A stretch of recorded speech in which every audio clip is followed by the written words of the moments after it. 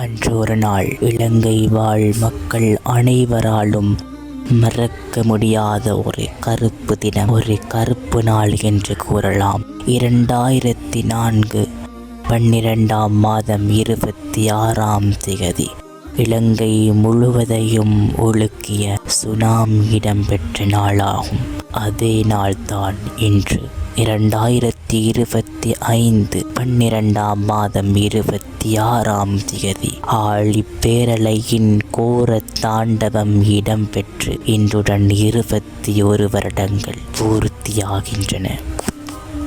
இந்த ஆழிப்பேரலையின் கோர தாண்டவம் காரணமாக இலங்கையிலே பல உயிர் சேதங்களும் உடைமை சேதங்களும் இடம்பெற்றன. உயிர் சேதத்தை பொறுத்தவரையில் அதிகமான உயிர் சேதம் இடம்பெற்ற மாவட்டமாக இலங்கையின் தென் மாகாணத்திலே அம்பாந்தோட்டை மாவட்டம் பதிவாகியது. 9000க்கு மேற்பட்ட உயிர்களை ஆழிப்பேரலையின் கோரத்தாண்டவம் அம்பாந்தோட்டையிலே விழுங்கியது. அதே போல சொத்து சேதத்தை எடுத்துக்கொண்டால் அதே தென் மாகாணத்திலே காலி மாவட்டத்திலே இலங்கையில் அதிகமான சொத்து சேதம் இடம்பெற்ற மாவட்டமாக கருதப்படுகின்றது. ஒரு 2 வினாடிகளிலே இலங்கையின் கரையோர பிரதேசத்தை சுனாமி அலைகள் காவு கொண்டன. அந்த நினைவுகள் இன்றும் இலங்கை மக்களின் மனங்களில் இருந்து அகன்றுவிடவில்லை.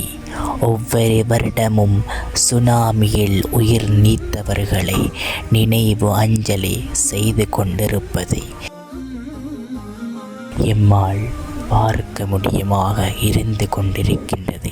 அந்த வகையில் இலங்கையில் சுனாமி காரணமாக உயிர் நீர்த்தவர்களை நாங்கள் அவர்களுக்காக நினைவு அஞ்சலி மற்றும் அவர்களுக்கான நினைவேந்தல்கள், அவர்களுக்கான பிரார்த்தனைகளை மேற்கொள்வது எமது கடமையாக இருந்து கொண்டிருக்கின்றது.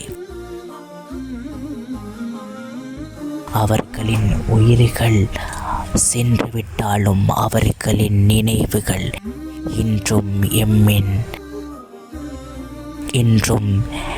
எம் மூச்சிலே கலந்து கொண்டிருக்கின்றது.